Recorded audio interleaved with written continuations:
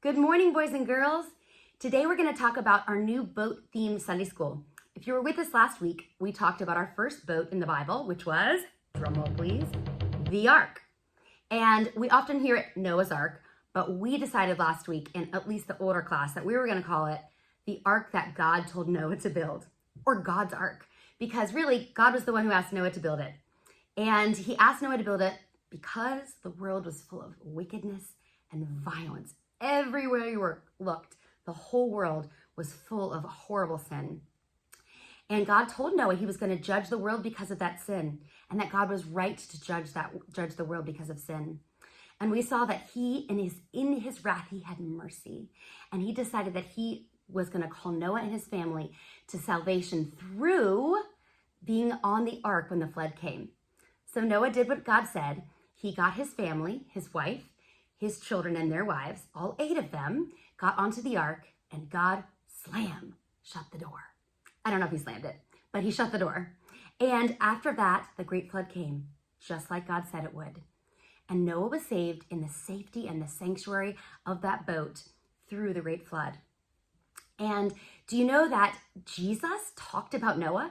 Matter of fact, the next question you might wonder is, what does Noah have to do with the New Testament? Jesus said, in the end times, there'll be wickedness, and that we will just be going about doing our regular business, and that the judgment, the wrath of God will come upon the earth, and he will destroy that, and it will be just like the days of Noah.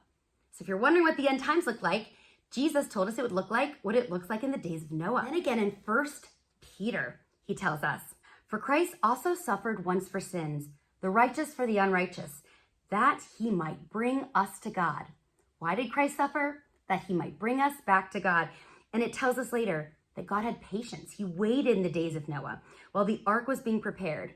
That is, 8 persons were brought safely through the water.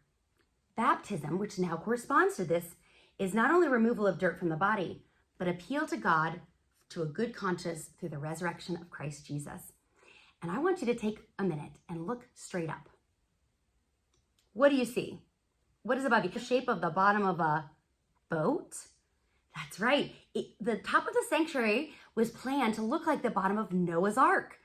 Well, the ark that God told Noah to build, that is. And it's supposed to look like that for the reason that we remember when we come into the sanctuary to worship God, that we remember every week, not just on Communion Sunday, but that we were made right with God, and that we'll be safe from the wrath of God because he is right to judge sin, but he has mercy upon us, and that he will save us through that judgment. Because he saved Noah through the flood waters, he will also save us through the second judgment. Isn't that exciting? Did you know that the top of the church looked like the bottom of a boat? How cool is that? What a great reminder that we have a sign and a symbol above us. And just like God gives us signs and symbols, the great flood itself is just like the sprinkling of water that we use in baptism. These are water beads, but we can pretend it's water. That's what Noah has to do with the New Testament. We'll see you next week.